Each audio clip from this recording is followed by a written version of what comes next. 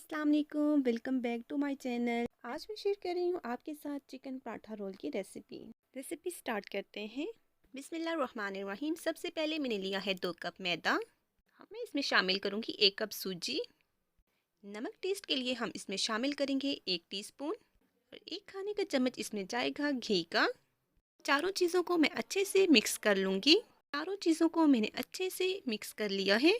नीम गर्म पानी के साथ मैं इसको गूंदूंगी। पानी मैं एक दफ़ा ही नहीं ऐड करूंगी, आहिस्ता आहिस्ता मैं इसमें पानी ऐड करूंगी और डो को गूंदते जाऊंगी। पराठों के डो में जो हमने सूजी ऐड की है, इससे हमारे पराठे बहुत ही क्रिस्पी क्रंची बन के तैयार होंगे। पराठा जितना क्रंची होगा उतना ही मज़ेदार होगा। यहाँ पे डो हमारी तैयार होने के करीब है। डो को बहुत ज़्यादा सख्त भी नहीं गूंदना और ना ही बहुत ज़्यादा नरम।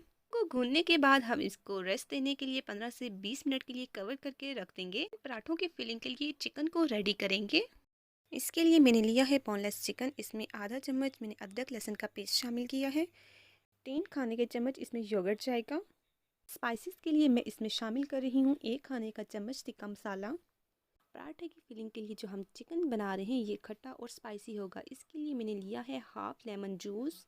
अभी तक जो मैंने इंग्रेडिएंट लिए हैं, इन तमाम इंग्रेडिएंट को हम अच्छे से मिक्स कर लेंगे। अच्छे से मिक्स करने के बाद मैं इसमें शामिल करूंगी आधा चम्मच लाल मिर्च का पाउडर। 1/4 टीस्पून मैंने शामिल किया है हल्दी और हाफ टी स्पून मैंने शामिल किया है इसमें नमक। आपको यहाँ लग रहा होगा मैंने नमक बहुत कम शामिल किया है जनाब, इसमें हमने पहले टिक्का मसाला शामिल किया था, उसमें ऑलरेडी नमक था। तमाम चीज़ों को अच्छे से मिक्स करने के बाद मैं इसको 10 मिनट के लिए कवर करके रख दूँगी। मिनट गुजरने के बाद मैंने एक फ्राई पैन लिया है, इसमें लिया है ऑयल। अब इस मैरिनेट किए हुए चिकन को मैं ऐड कर रही हूँ। मीडियम फ्लेम पे हम इसको कुक करेंगे। हम इस मैरिनेट की हुई चिकन का पानी ड्राई करके भून लेंगे। अच्छी तरह भूनने के बाद मैं इसमें आधा कप पानी शामिल करके इसको कवर करके गलने के लिए रख दूँगी। 5 मिनट कवर करके मैंने इसको कुक कर लिया है। देखिए चिकन यहाँ पे गल के तैयार हो चुका है। अगर आपको एक्स्ट्रा स्पाइसी पसंद है तो आप भी एक हरी मिर्च चॉप करके इसमें ऐड कर सकते हैं और इसे अच्छे से मिक्स कर, तो आप इसको स्किप भी कर सकते हैं। पराठों के लिए जो हमने डो गूंद के रखी थी उसको 15 से 20 मिनट हो चुके हैं और ये अच्छे से सेट हो चुकी है। अब इस डो के मैं पेड़े बना लूँगी। पेड़ों का साइज़ आपने बहुत बड़ा नहीं रखना। अब मैंने एक रोटी बेल ली है, इस पे आधा चम्मच मैंने घी का स्प्रेड कर लिया है। घी को रोटी पे पूरी तरह स्प्रेड करने के बाद हम इसके ऊपर थोड़ा सा मैदा डस्ट करेंगे। मैदा डस्ट करने के बाद नाइफ़ की मदद से यहाँ पे कुछ ऐसे हमने कट लगा लिया है। रोटी को हम रोल अप करना स्टार्ट कर देंगे। वीडियो में आप देख रहे हैं मैं इसको कैसे ट्विस्ट अप करके रोल कर रही हूँ।